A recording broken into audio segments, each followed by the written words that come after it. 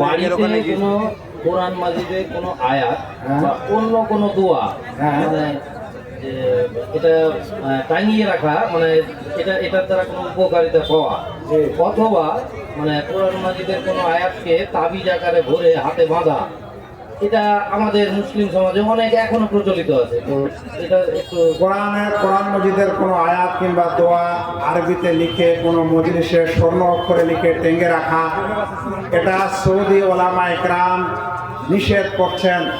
তারা বলছেন যে কোরআনের যে আয়াতটা আল্লাহ দিয়েছেন এটা আল্লাহর কালাম, এটা পড়ার জন্য, তেলাওয়াতের জন্য, এটা মানার জন্য, আমলের জন্য, এটা ডেকোরের জন্য নয়, এটা টেঙ্গে রাখার জন্য নয়, এক নম্বর। দ্বিতীয় কথা হলো এরকম টেঙ্গে রাখলে বরকত হয়, এটাও প্রমাণিত নেই।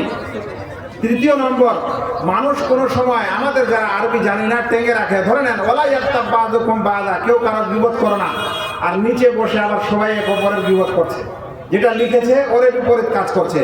এই জন্য সৌদি ওলামারা যে কোনো দোয়া, এমনকি লা ইলাহা ইল্লাল্লাহ ইত্যাদিও লিখে টেঙ্গে রাখাকে নিষেধ করে।